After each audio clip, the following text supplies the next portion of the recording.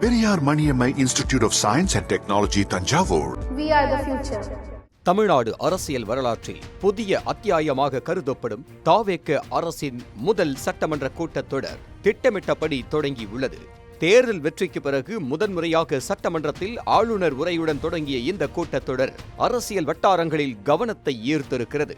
சட்டமன்ற கூட்டத்தொடர் தொடக்க நாள் முதலே கோட்டை வளாகத்தில் பரபரப்பான சூழல் நிலவியது.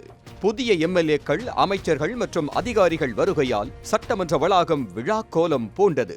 முதலமைச்சர் ஜோசப் விஜய் சட்டமன்றத்திற்கு வருகை தந்த தருணம் பலரின் கவனத்தையும் ஈர்த்தது.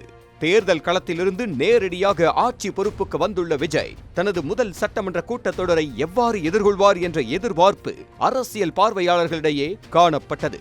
குறிப்பாக ஆளுநர் உரையில் புதிய அரசின் மக்கள் நலக் கொள்கைகள், வேலைவாய்ப்பு, கல்வி, சுகாதாரம், தொழில் வளர்ச்சி மற்றும் அடிப்படை வசதிகள் தொடர்பான திட்டங்கள் முக்கிய இடம் பெற்றுள்ளன.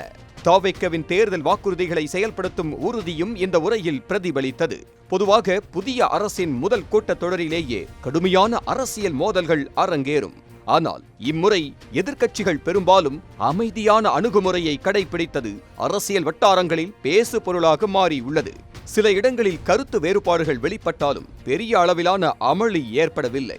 முதன்முறையாக சட்டப்பேரவைக்குள் நுழைந்த புதிய உறுப்பினர்கள் பலர் உற்சாகத்துடன் காணப்பட்டனர். சிலர் தங்களது தொகுதி மக்களின் கோரிக்கைகளை முன்வைக்க தயாராக இருப்பதாக தெரிவித்தனர்.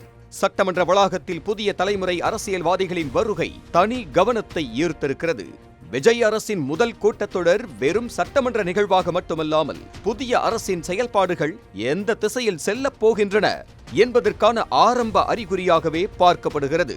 தேர்தல் வாக்குறுதிகளை நடைமுறைப்படுத்துவது, நிர்வாக சீர்திருத்தங்கள் மற்றும் மக்கள் நல திட்டங்கள் ஆகியவற்றில் அரசு எவ்வாறு செயல்படுகிறது என்பதே அடுத்த சில மாதங்களில் முக்கிய விவாதமாக இருக்கப் போகிறது.